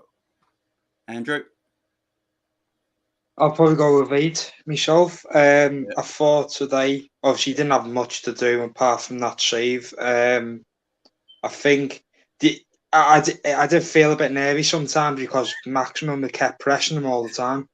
I felt nervous. Was like, oh, please don't do an embarrassment here. And then when he ran out, when he cleared the ball out of play, I was like, I hope Maximum doesn't take him out or even behind. That was, I think he does. I'm telling you, Alisson does it on purpose because he never looks flustered. That one, what you're on about, Andrew, when he ran out. Yeah. Did you notice that like he didn't just kick it away? He done this weird thing where he's like, I'm gonna like hold you off, and then he's like, you know what? I'll just kick it out for a throw. And he was gonna do a skill, wasn't he? He's gonna kick it up or something like that. Or do something, wasn't he? It was just Alisson's mad, but he's Brazilian and he's meant to be mad. But he never looked at. It all puts us on edge, but it's like he knows what he's doing, and he just does it. And I think that's why I don't actually. It puts me on edge, but I know he knows what he's doing, so I'm not worried at the same time. It's a weird feeling. It's a weird feeling, but his one-on-one saves. His one-on-one saves are ridiculous. Tom Izzy's in the house as well. Big up, guys. Bruno Guimaraes over Bruno Fernandes, definitely. That is definite. As I keep saying about Bruno Fernandes, he's got the mindset that he's Maradona, but the actual football ability of Danny Drinkwater. That's what he's with Bruno Fernandes. The man just thinks he's saying he ain't. He had a signature one-on-one stop. He certainly did. The high line from Liverpool has been immaculate in the past few months, catching so many players offside. And even if the opposition gets your chance, you still got to beat Ali. That's the thing. That's why we play it. And that's down to Van Dijk. Van Dijk did it again today. The amount we caught everyone offside, especially Dan Burn, who I don't know knows the offside rule, just kept standing there. Bass Face in Space. That's a great name. He thought about crossing him up real quick, but that's the Brazilian. I've got to say one thing before we move on about St. Maximin. St. Maximin might be the worst footballer I've ever seen. I'm going to say this right now. St. Maximin, I've noticed it today. St. Maximin just runs in circles. Jamie, man, leave me out of this conversation, bro. He never goes towards the goal. He just gets the ball here from A, goes around and comes back to A again. The man never goes towards goal. And he just shakes his shoulders like this, gives a little shimmy, or shakes the hips. It's like he's doing Strictly Come Dancing. It's like, what are you doing, man? There's no end product. St. Maximin is like a porn star who can't finish. That is what St. Maximin is. They have to get the stunt cock in to do the finish because he can't do it. Wow. That's what St. Maximin is. He can't finish. The man can't finish. I've not seen. He looks good on the eye because he gives the odd shoulder shuffle and the odd hips thrust. But then he goes past the man but comes back around again. It's like he's stuck on a roundabout. And just keeps going round and never goes towards goal. I've had to get that out of my system. It's been doing me head in for a while now. Jamie, love that. Jamie with that wild statement. It's a true statement. I'm telling you. I won't be wrong. If he's as good as he thinks he is, he should have bagging in goals and assists. Just one thing. Sorry, Jamie. You talk about Saint Maximin. Do you think he's the same circle as Ndombele? I think the system is quite overwhelming at times. And without the system, on I mean technical level, he could dribble. But when he's asked to play with a certain tactical system by the gaffer, I think he's quite lost. I think that happens to Ndombele in Yeah, that's a good Spurs. shot. Yeah. Yeah. Yeah, I mean, Ndombele. Yeah, I mean, Ndombele, I think, is a good footballer. He just doesn't suit English football, and that's fair enough. You can be a good footballer and not suit a certain league, and that don't mean you're a terrible footballer. But yeah, I think that St. Max. What I think with St. Maximum, I think he could be a better footballer if he cut out a lot of the stuff he does. You know, the shoulder, strictly come dancing act and all that. If he cut all that out, he'd never do it though. You know what's happened there, don't you? He was down a bit. He was great until Eddie Howe came in. Yeah, now it's actually what Tom Izzy just said. It's until Eddie Howe came in, he had to do everything for that team. Yeah, and he had to do all that skill because no one could keep up with him. And as soon as Eddie's come in and structured the team properly, he's playing the same way he was when he doesn't need to. And I watched stuff on YouTube with him as well, with Chris MD, I think. He played a lot of street ball. You can tell. Right. Oh, yeah, you can tell straight away. You can tell straight away. But that's what I'm thinking, why some teams might not come in for him. Because he's good on the eye. Don't get me wrong. You look at him on the eye, I think. He's got a 6-year contract, bro. No one ain't coming in for that. But I just don't see him. I don't see him ever at a top flight team. I really don't. He hasn't got the end product to play for the elite end of football, in my opinion. Now I've got that out of my system and everyone hates me. Let's go to Virgil van Dijk. Virgil van Dijk, here you go. Big Verge.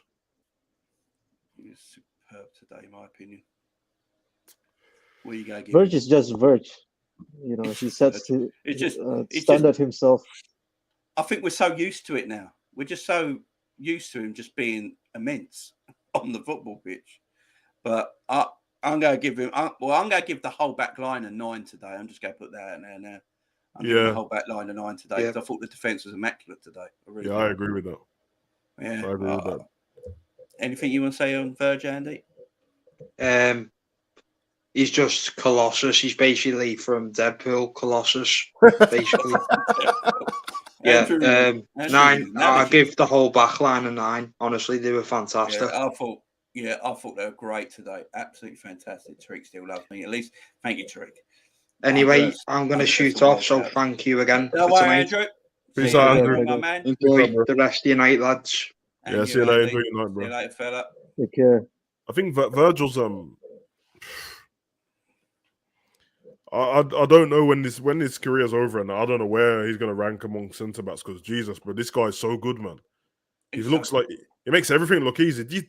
That one, you'll know what I'm on about. There was a part where Ali gave him a bit of a ball between two Newcastle players. Oh, he gave him a hospital, didn't he? Oh, he gave him a hospital God, bro! And he just took it random and went on. It's like he walked between them and then just passed it to Robbo. I'm telling you, I've actually rewound it and looked at it. He hovered over the pitch. It was like Jesus walking on water. I'm telling you, his feet weren't on the pitch.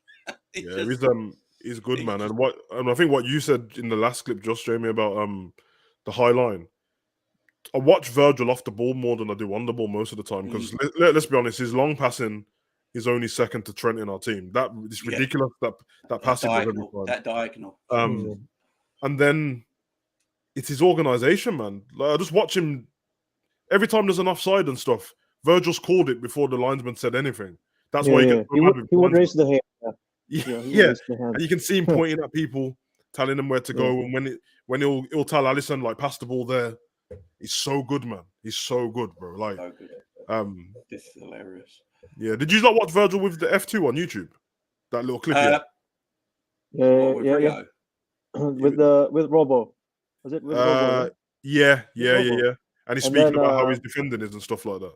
And then there's Musilowski. Yeah, the young talent. He says he just looks into the player's eyes. He said, I'll just look into the player's eyes and I'll fend off him, and I know where he's gonna go. And I'm like, yeah, it makes sense, man. He's a scary guy. Have you seen the clip up with him and Rio Ferdinand talking about it? Yeah. That. I mean, people were saying that Virgil's really arrogant, and I saw it in the comments after saying Virgil's really arrogant. It's like, Yeah, if you was that good, you'd be arrogant as well. The man, he's just saying it how it is. When Rio asked him, like, have you noticed now that players don't attack you anymore? And he's like, yeah. It's just the truth. Because I'm good. I'm sure that he watches the matches back with the analyst and that. Yeah, exactly. What's he supposed to say? He's actually quite humble for how good he is. I think he is as well. I think he is. Yeah. I think he watched a lot of horror flicks. He moves like Jason and Mark Myers, always walking, but saying That's so true. That's so true. Tariq says Virgil is number 1, buried in mine on 23, so I haven't seen lights of Stan play live. Stan was a fantastic footballer, but yeah, he was. Virgil's better though. But Virgil he's better on the ball. He's better on the ball as well. Every time I watch Virgil, I'm so happy that Man City never got him. Yeah. Well, they thought 75 was too much, didn't they? Would have been Man City. It would have been him and Laporte at the back. Well, it should have been disgusting. And it would have been the end of football. So Tom, is it we're all going for 9s for the centre, the back. I give 9.5 after what. 9.5. That's fine. Right, let's get to the midfielders. Let's start with number 6 today. Who played number 6 today? And number 14, Jordan Henderson. Savage. What are you giving the captain?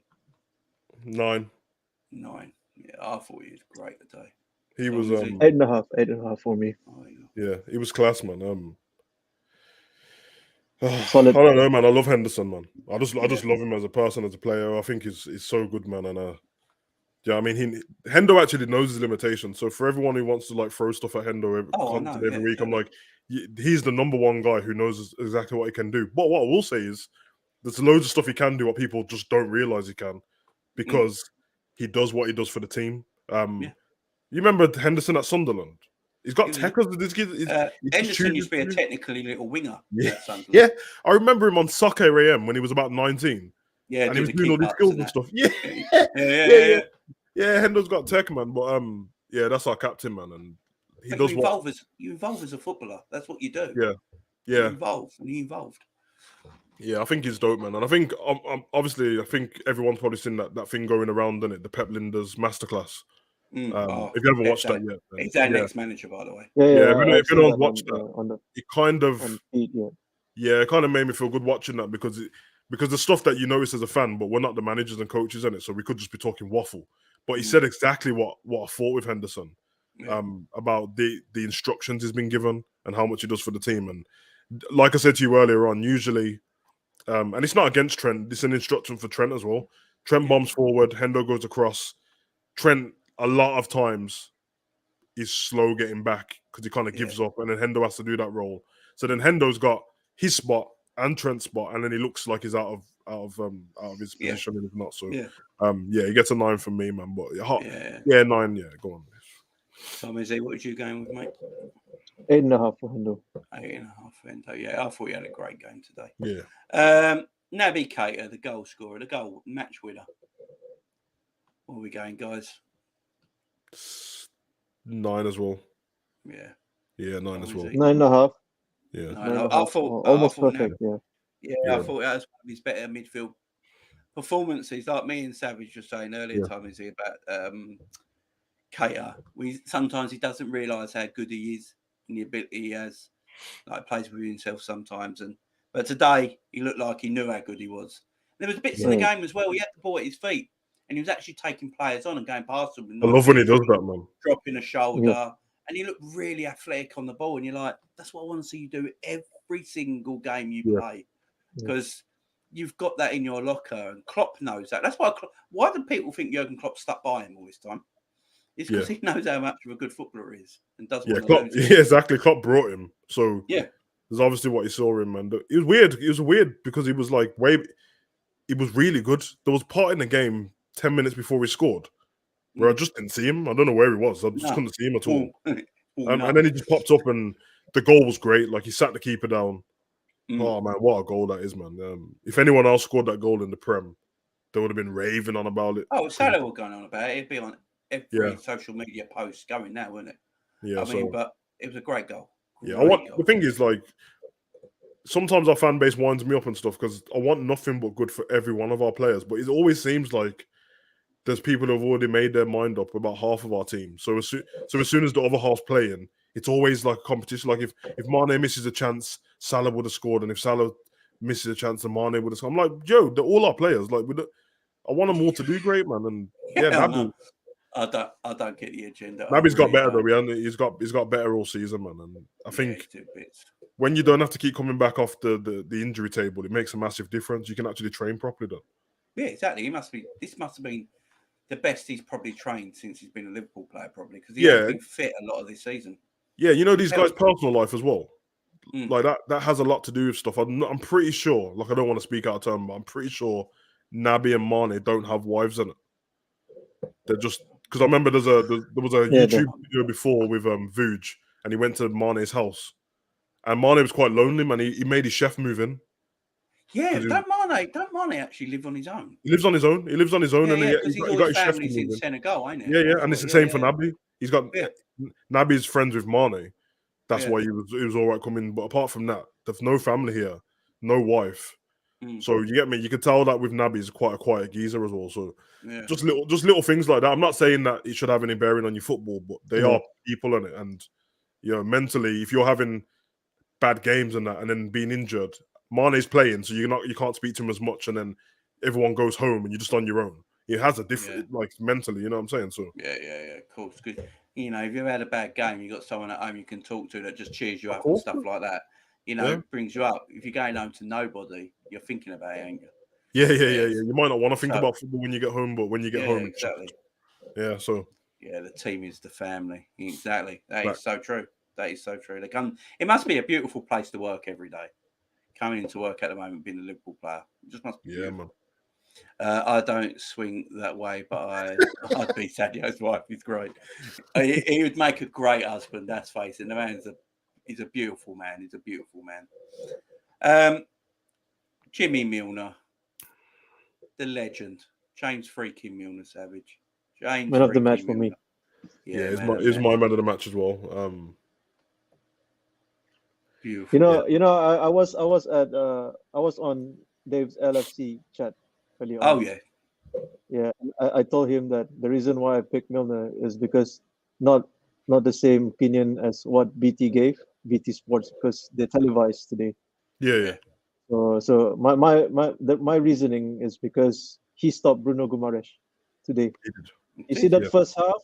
You see that first half, Newcastle got restricted is because James Milner was harassing Guimaraes wherever he goes. Yeah. Guimaraes didn't get a foot in the game at all today, did he? Nah. Millie. Actually, I think the only time Guimaraes got a foot in the game is when Millie went off. When he started to get involved a little bit, he had a couple of shots. That little shot, didn't he? Yeah, that's when Milner went off. Tell you what went under the radar today about Millie, because obviously he's pressing and his fitness and stuff, and he made quite a few like really good passes forward. He did over the top and putting Gomez in certain positions and stuff like that. Yeah, like that's what happens. Then he doesn't play for so long, and he's been used as a utility player so long that people forget what his actual talent is, and he can do a bit of everything. Like Milner's probably not a 10 at anything, but he's probably an 8 at everything. And yeah, exactly. Yeah, I'm happy for him, man, because listen, it's coming towards the end of his career, obviously. So when you see games like this, when he gets the plaudits he deserves and has a good game, makes me happy, man. And like I said to you, I don't know what he's going to do. He'll know his body better than we do. But if next season, he's going to be the guy who just wants to come into the cup games and be the experience in the squad, I'm here for that. So yeah, man. But Milner knows, and this geezer's great, man. He's great. Yeah. Who knows, man? He might go back to Leeds or something for one season. Yeah, I mean, he might do. But he's my man of the match. I think Liverpool is the longest he's ever been at a club now in his professional career, I think he said. So I know he's a Leeds man, he's a Yorkshireman, but I think Liverpool is very close to his heart as well. Tariq's got every great team as a player 100%. Like Milner who comes in with great performance. United had Park Sung, me and Savage talk about that all the time. Yeah. Talk about that all the time. Yeah, that's what you need in your play. That's how you win things. You need players like this. And we definitely got one, no doubt about it. Right, front three. Let's start with Jota. So Jota came into the team today. He ain't started for a while, and Jota really splits the fan base in half at the moment. I don't know why, but he really, for some reason, he splits the fan base in half. I like Jota off the left-hand side, I've got to say, when he plays. Yeah. He's very aggressive, Jota, in his running. And today, I thought he looked quick today as well. Really fast today. He looked quick today. He's taking players on. He's happy doing it. He's very direct as well. Yeah. And he's aggressive as well, John. This is what I like about Jota. I mean, he got our booking today, didn't he? Because he weren't taking none of Joe Litton shit, was he? Yeah. And, I like that. I like our players stick up for themselves. Yeah. They're just not weak, wet bags who just go and cry. They stick up for themselves. And Jota's performance, I mean, he had that header where he generated power out of nothing. Mate. Henderson flicked it in. One of Endo's passes. Actually found his man for once, which was nice. Yeah. But the power he got in that header for being Great 5'8", kitting off the floor, he's a superb player. I will say with Jota, which does annoy me, Jota's one-on-ones he's got to get better at. Yeah. Because he had 2 today, and he does it all the time, Jota. He gets on one-on-ones, he gets plenty of time, puts his head down, just smashes the ball, don't he? Yeah. I think if he just gets that game sorted, part of his game sorted, he could be a 30-goal season striker, easy. Yeah. Because that's always letting him down, in my opinion. I thought he was great. I'm going to give him an 8 today. Personally, I thought he had a fantastic game. I was thinking of that. Yeah, I probably got the same. I think his off the ball was better than on the ball today. Yeah. His pressing was great. What you said as well. I think with some players, like, his speed's not super fast, but his acceleration is. So he just does it every now and again where he just bursts past people. That part where what was on about earlier when Robbo ran forward and then he hit Jota and then Jota just burst through all these players. He can do that off the whim. And the one-on-ones, the only person who can do what what Jota does and it goes and it works is Vardy. Vardy just smashes the ball and it goes in every time. Jota, that shot today probably could have squared it to Diaz. I don't think he saw him, to be fair. I don't think no, he puts his head down, don't he? You see it as he shoots. He goes like that. Well, think of how impressive it is that the guy we're talking about and how many goals he is, and he's still missing chances. So, I think you're right, man. He's only going to get better and better. He ain't been at the squad. He ain't been here that long. No, exactly. Reminds me of Mo a little bit when Mo came in. I know he had that massive goal first season where he got almost just over 40 goals. Yeah. But you look at Salah. Salah misses a lot of chances. He misses loads, man. But he puts loads away, so it don't matter. Yeah. And Jota's similar. Jota's got 20 goals in all competitions this season. Yeah. That's fantastic. Yeah. And we're nitpicking at things that maybe can be a bit better. That just shows you how good the footballer is, in my opinion. Yeah. And we're lucky we are. Yeah, Jota an 8. Diaz. Now, Diaz started on the right-hand side today. And for me, Diaz, he's far. You saw the difference with Diaz on the left. I thought he's far better, but he can do a job on that right-hand side. And again, I thought Diaz was good today. I really did. We've already spoke about it earlier where we're saying just got to work on that final end of his game. Yeah. Where sometimes it goes for the shot where maybe he should go for the pass. And but as Savage just said, it's still Porto Diaz at the moment. Yes, yeah. The summer's massive for him. Massive. No international football, pre-season, clock. He's had his bedding day. This is his bedding. Yeah. He's having his bedding time right now and just playing exceptional at the same time. So imagine what this man's going to be like with a summer of pre-season under Jurgen Klopp next season. And he's just going to be... I'm going to give him an 8 again today. I think there's a couple of things where he could have done a little bit better. He could have set up Naby for one. There's another opportunity where he could have had a shot and he went for the pass instead. But I'm going to give him an 8. What time is he? 7.5. 7.5. Yeah, just Savage. Yeah. I'll give him 8.5 because I think it's the best of the front three. So I'll give him 8.5. Yeah, good shout. Yeah. Jory's more like Vardy now. I realise that's a great shout. Yeah, just like him, man. All coaches want is their attackers to create chances against positions. Scott, yeah, exactly. Yeah, and he does it. He'll be outstanding. He'll be understanding Robbo Scottish this time next year. I don't think he'll ever understand Robbo Scottish. But it's amazing that he don't even speak English yet. So wait till this man speaks English and starts, understanding what everyone wants. And his link-up play with Robbo already is phenomenal.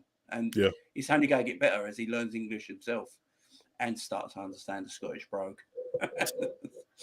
But just a few players left before we finish here. Sadio Mane. 7.5. Yeah, I think it weren't Sadio's best performance, and he missed that chance where set up by Gomez. He should have scored. Yeah, I'll be honest. I probably shouldn't, but I only marked him down because of them misses. Because the one where Gomez set him up, and the kind of game it was, that has to go on target at least. Yeah, exactly. Yeah, you can't be missing chances like that. But his hold up play was good. Milner's probably translating for him. Yeah. His hold up play was good. He got stuck in as well. Yeah, I think. Yeah, he was good, man. Yeah, I mean, these scores are not even bad scores. To be fair, he was good, man. No, I thought he had a decent game. Just that one effort. Damizzy, what did you give Mane? 7. Yeah, I'll give you. I'm around that 7 mark as well, 7.5, which is it's a decent grade. You know, he had a good game. What I like about Sadio, he doesn't go missing in games, does he? He's there all the time. He's not one of these players that just hide out and he knows he's not playing well. So, you know, he puts in 100% effort all the time. And obviously, there's one talking point in the game where Mane went for that. It was there to be got at, but he sort of caught the goalkeeper, didn't he, going through? Now, I don't know if you've seen there was one pundit on BT Score said Mane should have seen a red card. Mate, that was an accident. But he went for the ball. He can't. It's not exactly like he can pull out. Where did you put your foot? Yeah, and it's not like he actually went right down on him. His foot's just coming down with his body. Yeah, that wasn't like Naby in the cup when he meant it was basically Chris Sutton. It was Chris Sutton who wanted him sent. Oh, of course, I knew it would be him. Yeah, can't stand that guy speaking. He's a weirdo. All these pundits who think they were ballers and stuff. I'm just like him, Sutton, Robbie Savage. All these just shut up, man. Just stop. I agree. Right, let's just get to the final bit of the game, the subs before we get out of here. Fabinho. I thought Fabinho was quality when he came on. He was quality, man. I thought he was absolutely immense when he came on. I'm going to give for that little bit of time he came on. I'm going to give Fabinho a 7.5 because he only came on for like 20 minutes or so. But for that 20 minutes, though, he was great. He was great. I'm gonna give him an 8. It was dope, man. It was dope. Fresh legs for Fabinho. Yeah, 8. I just thought he was ridiculously good. That first cross from Mo was ridiculous. Mo Salah's he's at a different level yet again. When Salah was coming off the bit, it was class. There was just one thing he could have scored. He needed it with his recent performances. Yeah, I mean Salah. Let's get to Salah because he came off the bench and straight away he had an immediate impact. Like straight away. The quality of the player. I've said it for a while now. Salah's link-up play is so underrated. Yeah.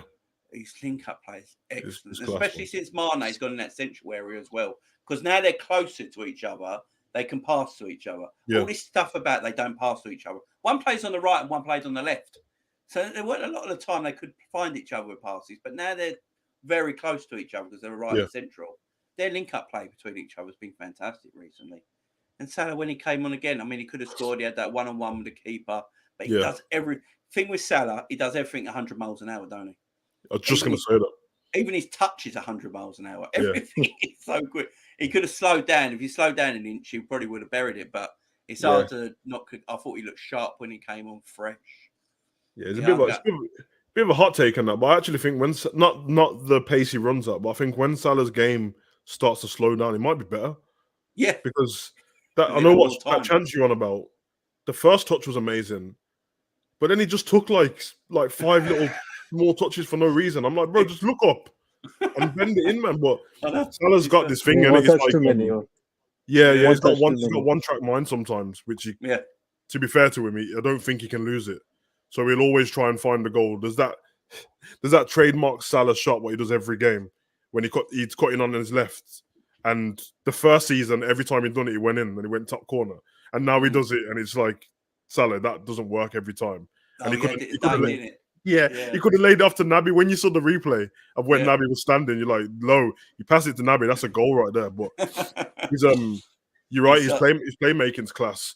His passing is very underrated. I think outside of the fan base, they just see the numbers and they think that we're bigging up Salah just because of his goals.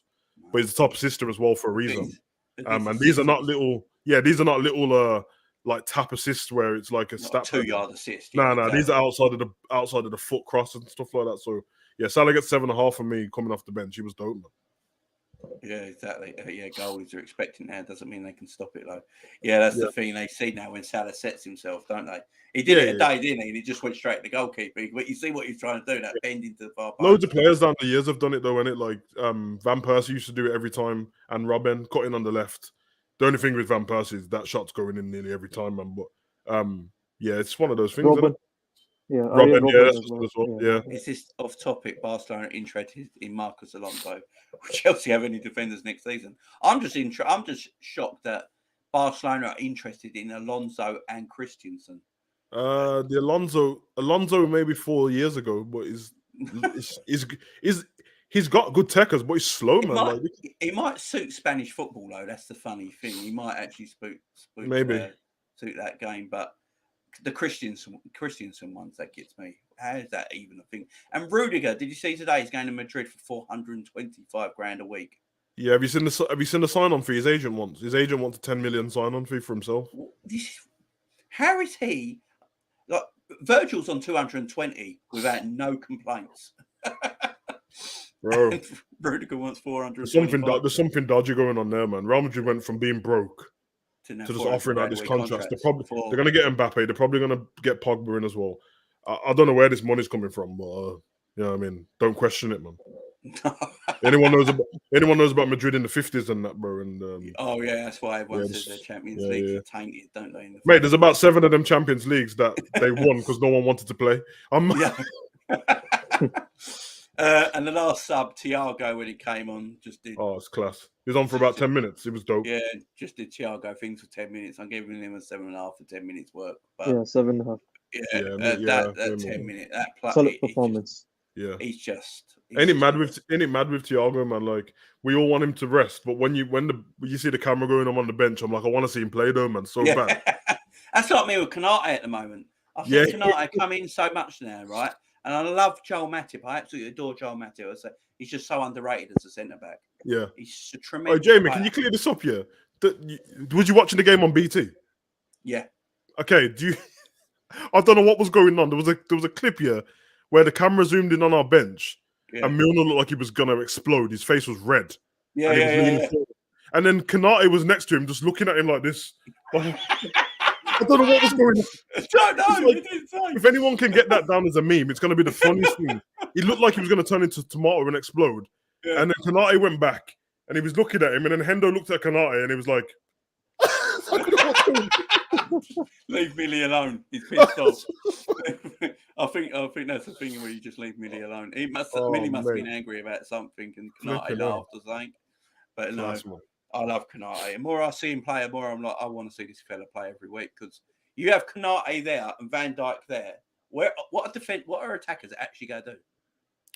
It's very smart from Pep and Klopp on it to still be playing Matip because obviously he's playing class. Yeah. And Konate gets to learn off both of them, but not only that, he gets match experience in the Champions League as well, where he's playing against like every type of striker you can play against. In the Prem, it's pretty much the same, but Spanish football, Italian football is all a little bit different.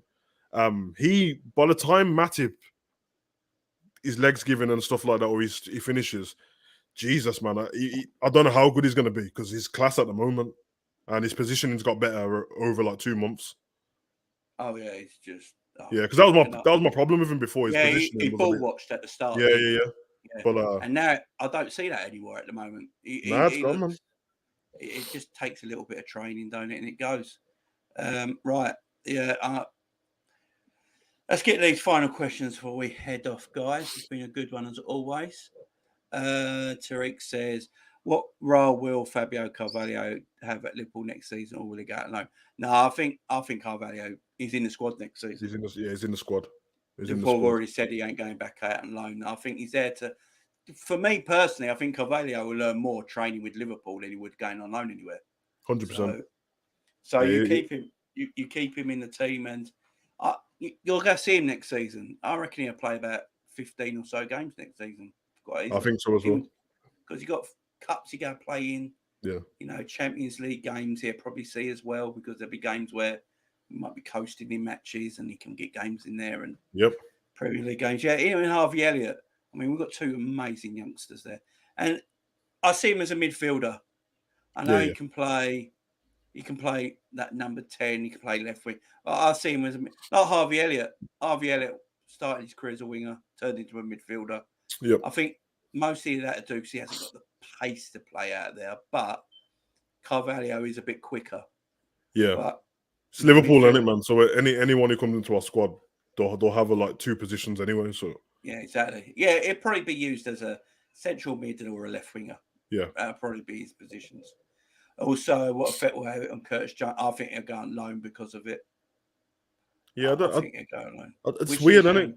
Because the way Carvalho plays is like more of attacking mid, and Jones doesn't really play like that. But I think, I think, in my opinion, he'll be utilized as how Bernardo Silva plays this season, because Bernardo, I think predominantly he's the winger, but now he's more central. So probably Carvalho, I agree with that. Totally. That's how we're going.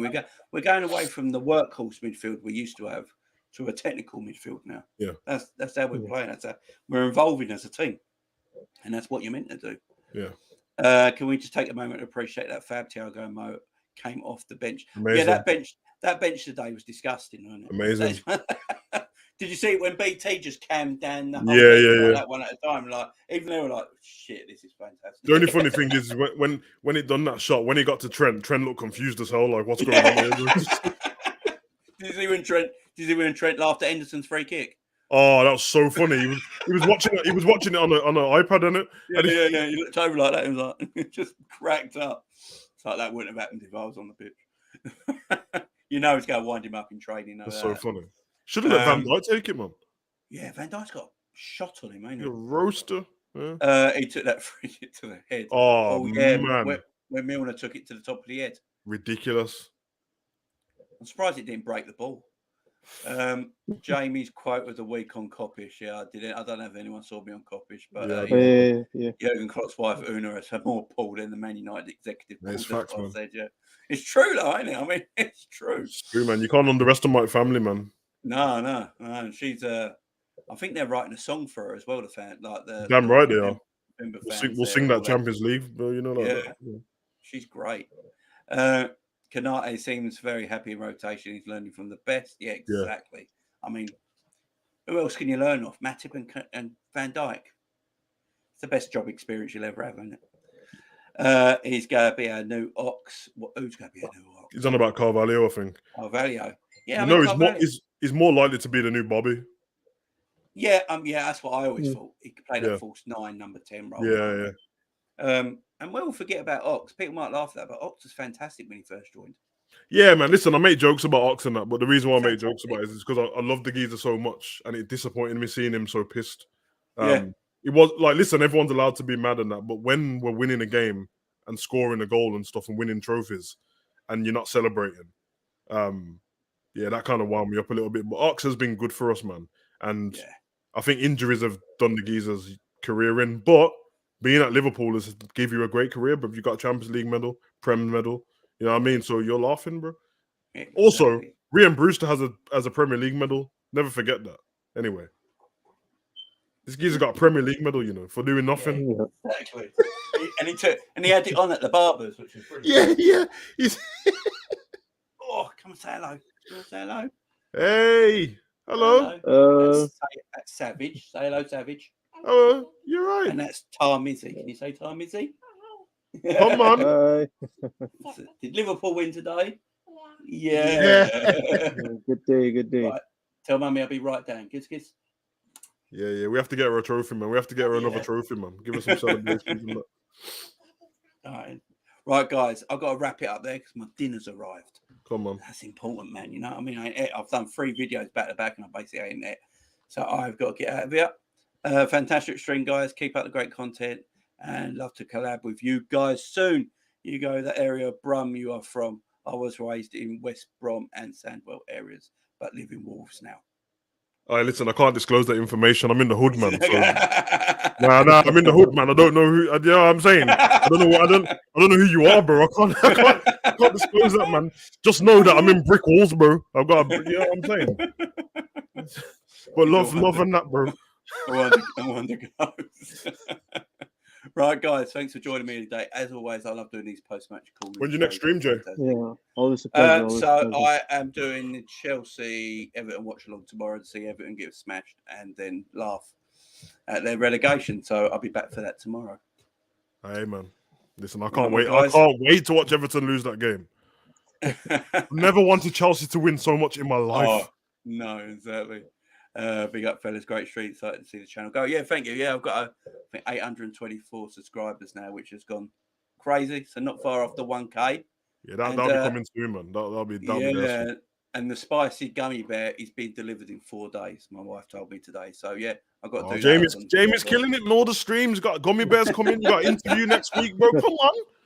Yeah, so it's going big, guys. So thank you for everyone tuning in today. I'll be back tomorrow for the Chelsea Everton watch along. Till then, peace out, and you never walk alone. See you later, boys. See you later, Thomas.